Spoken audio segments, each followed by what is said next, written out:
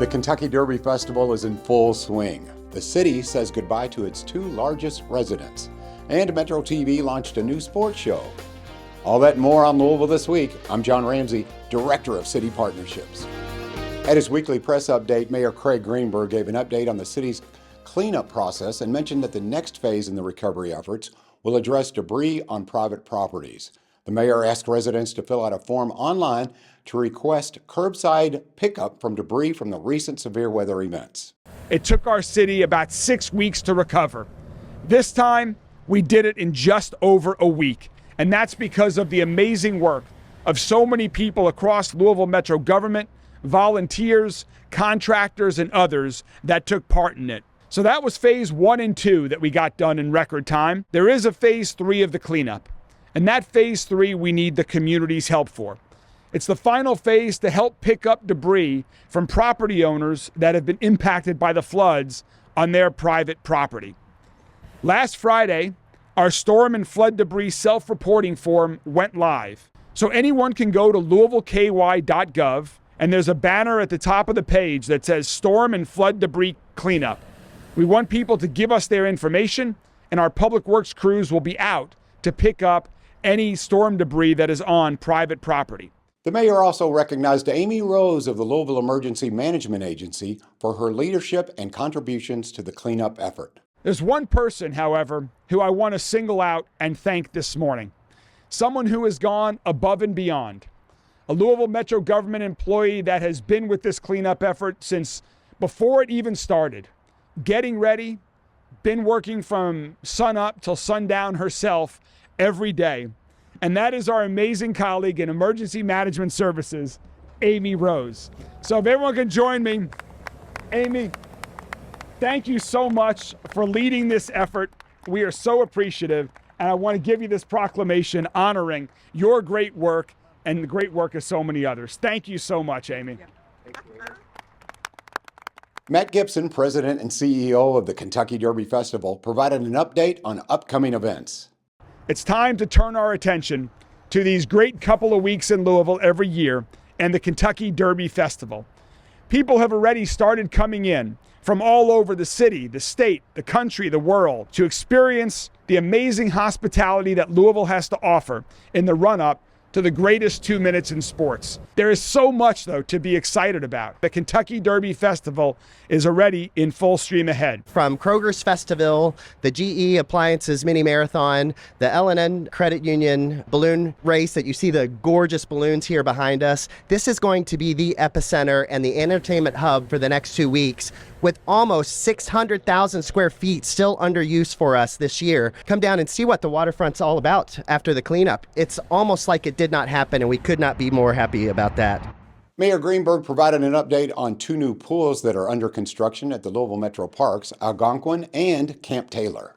I want to talk about the 2 brand new swimming pools at Algonquin and Camp Taylor Park. Construction on the Algonquin pool is nearly complete. And I'm so excited, we're going to be having a ribbon cutting ceremony next month. The construction schedule has gotten behind at Camp Taylor, and construction will not be finished in time for this summer. So that means the Camp Taylor pool will not open until the 2026 summer season.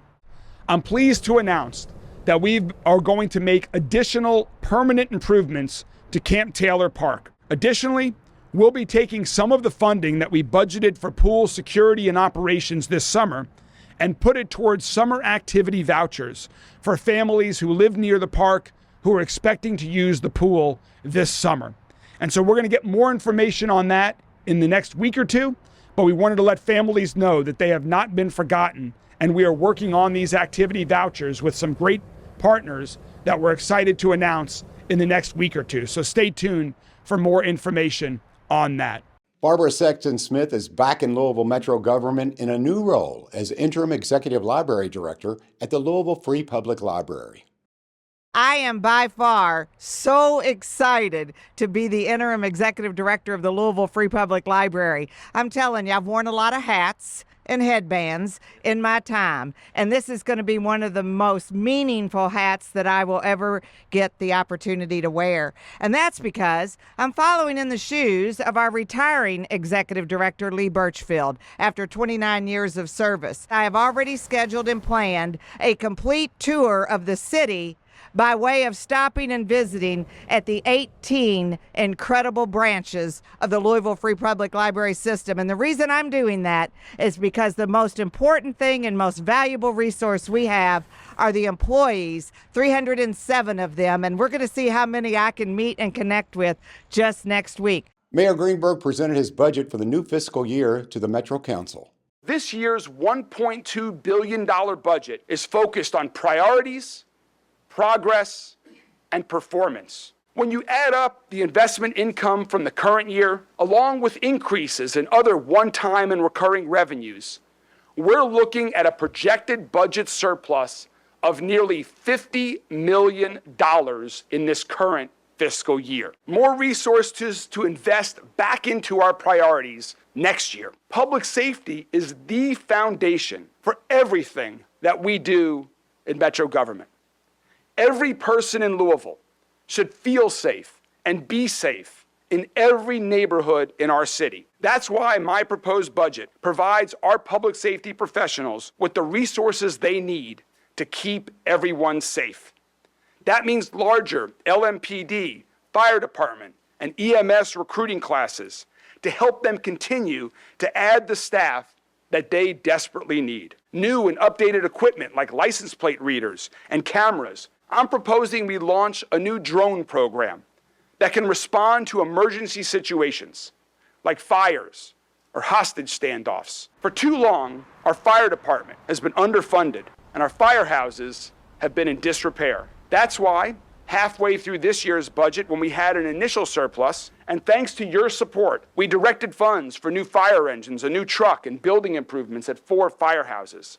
I'm proud to announce today that my proposed budget includes funding for Louisville's first completely new fire station in 15 years. We need more housing of every type.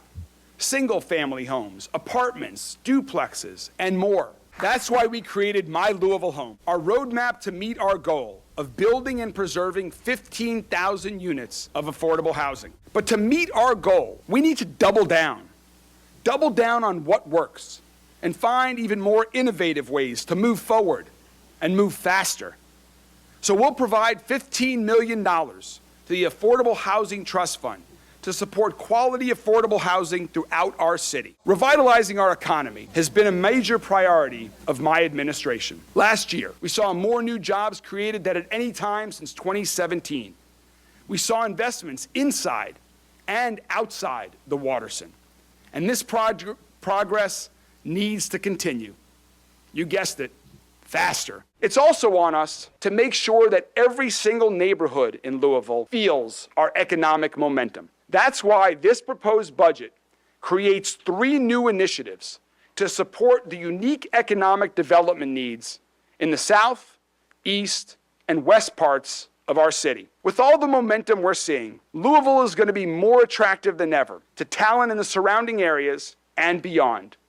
And we need to continue to develop and retain our young adults in Louisville, helping them learn new skills and build prosperous careers in their hometown. So this proposed budget will help us continue our support of Kentuckiana Works and the work that it does in partnership with Goodwill through the Spot to provide free career and educational resources to young adults. It's time, once again, for all of us to join in a nonpartisan spirit in passing this year's budget to put Louisville Metro government in a strong financial position, to focus on our priorities, to build on our progress, to perform better and faster than we ever have.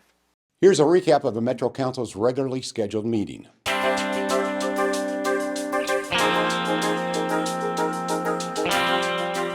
Hello, I'm Brent Ackerson, your Metro Council President, and the Metro Council Representative for District 26. We've just concluded our latest Metro Council meeting, and here are some key highlights. Mayor Craig Greenberg delivered the fiscal year 2025 to 2026 budget address. Watch the full speech online at louisvilleky.primegov.com/public/portal. The council approved a collective bargaining agreement relating to wages, hours, and terms and conditions of employment for certain employees at the Louisville Zoo. Approved a resolution recognizing the Meriwether Fort Hill Neighborhood Association and adopting its official neighborhood map. Approved a resolution accepting funding from the U.S. Department of Agriculture for inspections of the Summer Feeding Service Grant, which provides free meals to children in low-income areas through eligible organizations. The council approved an ordinance transferring funding from the capital budget to operating budget for improvements at the Louisville Muhammad Ali Center. Approved zoning of properties at the following locations: 9300 and 9308 Old Bardstown Road, and 10313 and 10311 R. Thixton Lane, 1918, 1922, and 1926 Lower Hunters Trace.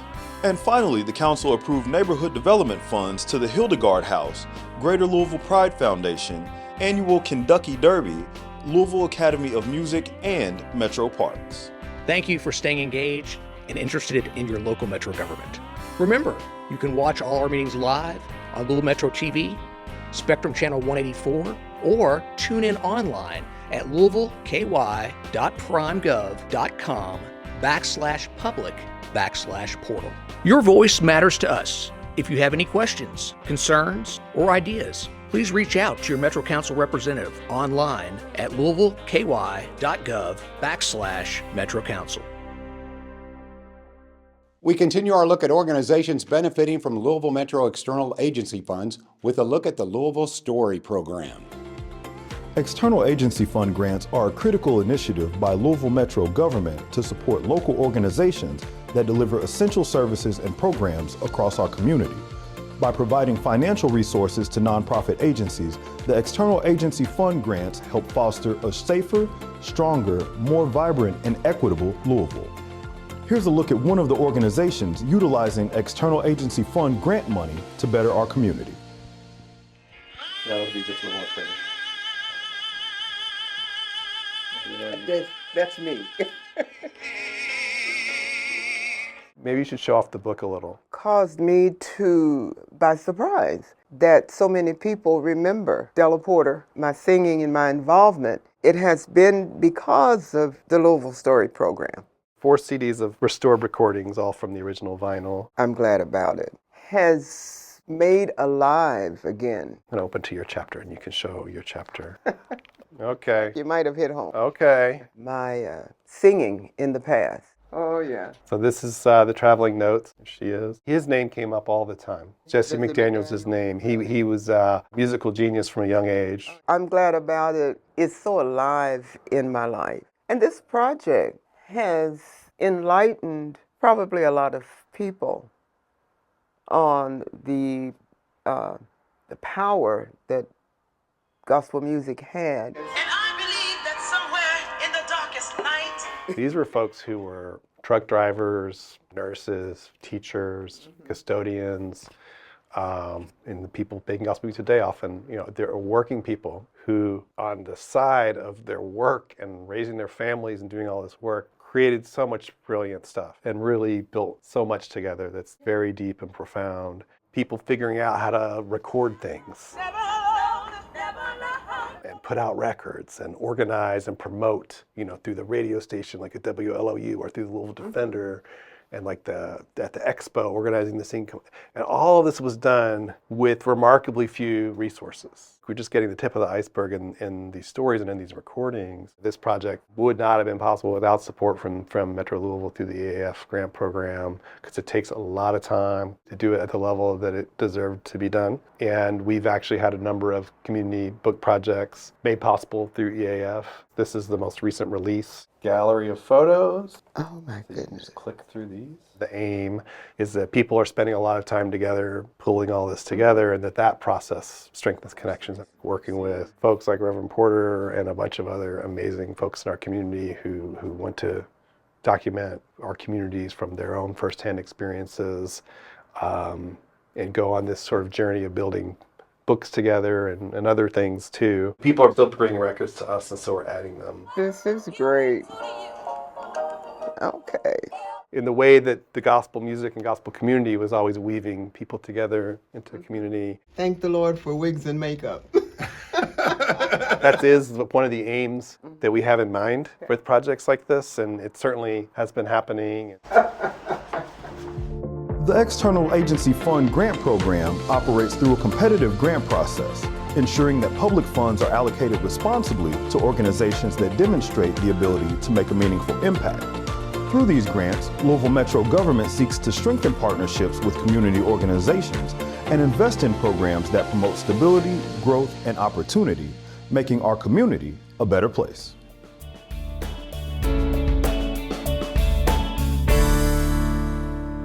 The new Metro TV show, Numbers and Beyond, brings you a local perspective on everything sports. The Lakers, the team that he has right now is impeccable.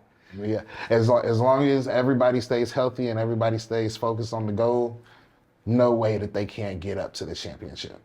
At least up to it. Now, whether they go up against the Celtics or the Thunder, because those are really the only three teams that we can talk about right now, who knows if they can beat them. But they can get to that level. That's all I'm saying. I mean, there's a lot of good teams that are going into the playoffs this year. We got the play-in tournament going on. You know, I think the Rockets are, in my opinion, one of the teams to beat, though. I'm looking forward to seeing what they do. I can see that. I can see where you're saying that at, but they're a young team. They are. They are a very young team, and young teams notoriously just don't make it to where they need to be just because of the pressure that gets applied. It's hard when they don't have the right pieces in every area. Exactly. Play Once both you get sides up to of the that ball. point, that heat turns on, most young teams, they falter. And it's not because they're not good. It's not because they're not capable of winning. It's just because everybody else has been there for a little bit longer. They know what it takes. At the direction of the mayor, representatives from multiple Louisville Metro government agencies met with Givaudan officials this week to renew the company's demolition plan of the former Payne Street facility. Leaders from the Air Pollution Control District, Codes and Regulations, Public Health and Wellness, and MSD are working with Givaudan officials on the plan. All parties are coordinating to ensure that the demolition process proceeds safely for the Clifton community. The site remains under the control of the Chemical Safety Board, which is scheduled to return for further testing. Based on the current timeline, the site is anticipated to be released from CSB control within the next 30 days. Once released, the remaining non-toxic materials, including caustic soda and finished product, will be removed.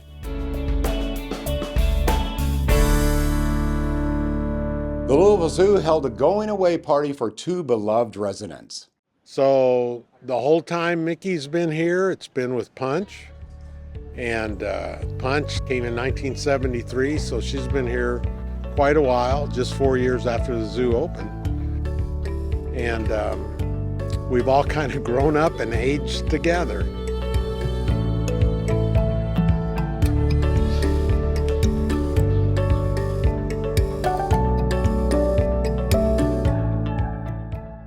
We wanted to come to the zoo to tell our elephants goodbye and to send them off. We've been coming to the zoo since she was a baby.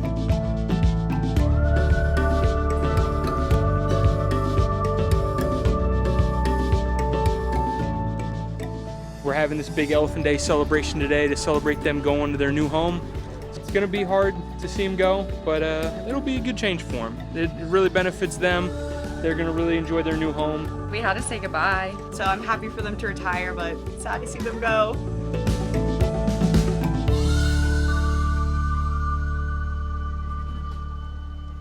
So Punch and Mickey have been great animals, great ambassadors for the zoo. Of course, Mickey had 2 calves during her time here. Punch has been a great aunt with those calves, and certainly we'll miss them. I will. I've started here in 1975, so I've known these elephants essentially their whole lives, and but I'm excited about this next chapter in their life. At 54 and close to 40, we just made a decision while they're still in great health to be able to move them to the elephant sanctuary where they can just relax and live out the rest of their years just being elephants. but there's other older elephants there. And so if Punch or Mickey choose to want to make new friends, that opportunity exists. So we're really excited about that. There's no doubt when they actually load and we take them the 4-hour trip to go to the sanctuary, it'll be filled with new sounds and smells, and they'll hear other elephants and have new people. Some of our staff will go to help make the transition work well for them.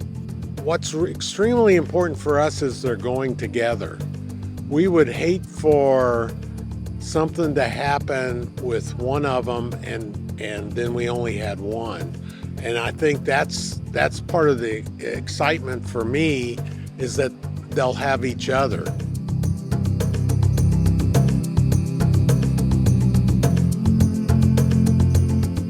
Yeah, these guys are my life. I've already got my ways to remember them when they're gone. I'm getting their tattoos, their trunk prints. Refer to it as a trunk kiss. A little bit of purple paint on the trunk. Ask them to hold it out, and then we bop it with a canvas. Punch she's like the perfect elephant. She has been such a great animal the whole time she was here. And back in the day when I was working as a supervisor up in the elephant area, I worked with Punch a lot. And she taught me a lot about what you can and can't do when you're working with elephants. Not in a mean way, but she really helped me grow as an elephant supervisor, and I will always appreciate that. I can tell you with Mickey, I was the supervisor when she arrived, and she was such a cute, small little, you could almost straddle her. That's how she was not very big. It was just a great opportunity to be able to work with a young calf like that and learn how to help her become the superstar animal for us that she is.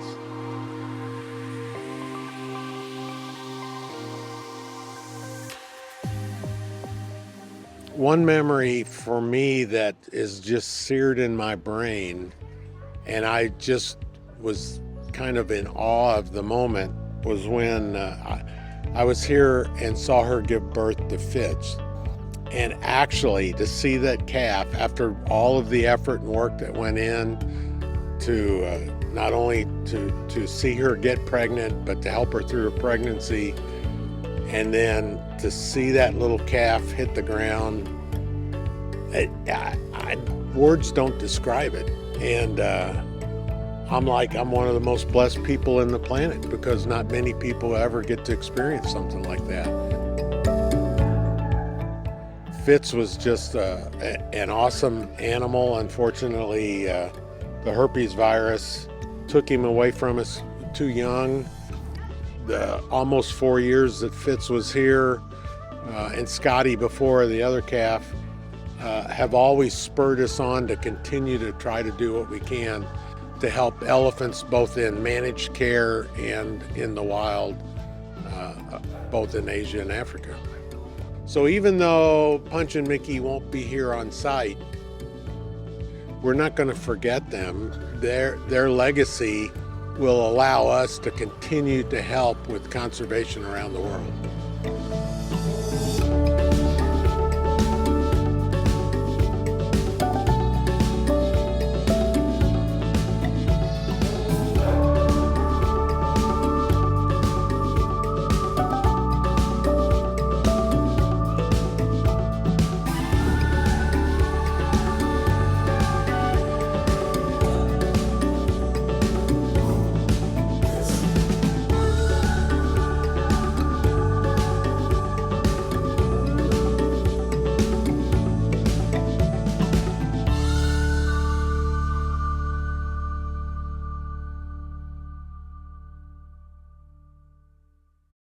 The Kentucky Derby Festival's Kroger Festiville is now open. Come down and join us each and every day. We're open all the way through May 2nd, so we'd love to have you. There's something for every festival fan out there. What a great venue to come down and enjoy great music. The food is fantastic. Come down and join us each and every day. We're open all the way through May 2nd, so we'd love to have you. Are you a Taylor Swift fan? If so, you need to visit downtown Louisville. Every piece of public art, any piece of color, any item that is an artistic expression, no matter where it is, engages you in a different way. The idea is that you are always walking along downtown and there's some whimsical pop of color, some piece of art that is just new and different and you don't know where it's going to be or when it's going to be there. I grew up with my daughter listening to Taylor Swift, so it's really fun to be able to see people get really into these pieces of art. They're all interactive. So if you crank it, it will play music. Each piece plays a Taylor Swift song. Public art in general adds a feeling of care, of whimsy. You never know what it's going to bring out in someone who sees it. Since September, we are working with Lamont Studio out of Austin, Texas to have rotating temporary public art installations throughout different places in downtown. So right now, this is getting a lot of attention because they're Taylor Swift Eras Tour themed. If you're a tourist or a resident, it doesn't matter. We're just wanting to be able to create these experiences on the street that make it memorable and attractive and invite you back because you're always going to see something new somewhere else and you just never know where it's going to be. We continue our Metro Council member profiles with a new District 12 Metro Councilman, Jonathan Joseph. Hello, I'm Councilman Jonathan Joseph. I was first elected to Metro Council in November of 2024. I'm a lifelong resident of Southwest Jefferson County, living in PRP and graduating from JCPS's very own Butler Traditional High School. I graduated from Lindsey Wilson College as a Bonner Scholar, and I achieved a Rank 1 certification and Master's in Teaching, which led me to becoming a dual-credit American Government and Exploring Civics teacher at Butler Traditional High School. In addition to my work as a teacher, I'm an active member at Southeast Christian Church's Southwest Campus, a sponsor of the Kentucky Youth Assembly and the Kentucky United Nations Assembly, as well as our local chapter of the Fellowship of Christian Athletes. .826. I currently serve on the Metro Council's Government Oversight, Public Safety, and Appropriations Committees. District 12 is located in Southwest Louisville and includes all parts of Pleasure Ridge Park, Valley Station, Shavley, Riverport, Waverly Hills, and Parkwood subdivision. District 12 is home to a number of attractions, including Waverly Park, Riverview Park, otherwise known as Greenwood Boat Docks, Sylvania Park, PRP, and Holy Cross High Schools. To learn more about District 12, you can reach me at 574-1112 or via email at jonathan.joseph@louisvilleky.gov. You're never at a loss for something to do in Louisville. Roseanne Maston with Louisville Tourism has suggestions for what you might enjoy this month.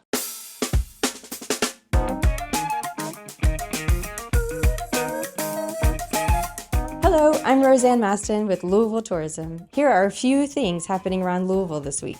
The Kentucky Derby Festival is set up at Louisville Waterfront Park through May 2nd. This annual Kentucky Derby tradition includes family fun, midway rides, an inflatable playground, along with food trucks and the Waterfront Jam concert series.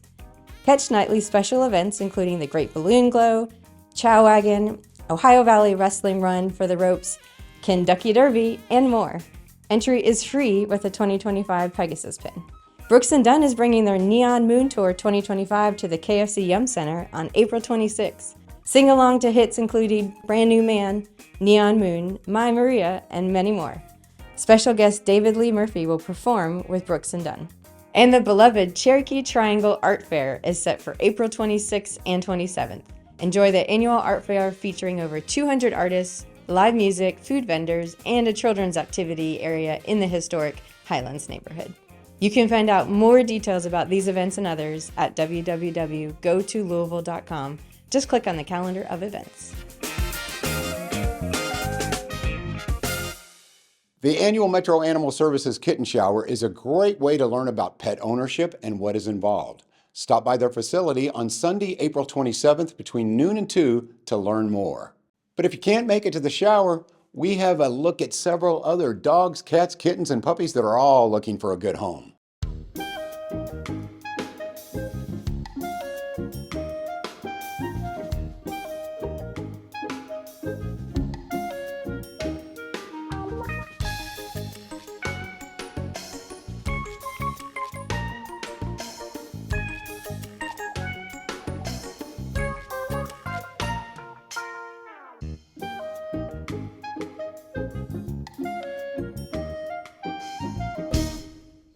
Thank you for watching Louisville This Week. Please share Metro TV with your family and friends and ask them to follow us on Facebook, Instagram, YouTube, and X, and download our app on Roku, Apple TV, and Amazon Fire TV. Have a wonderful week.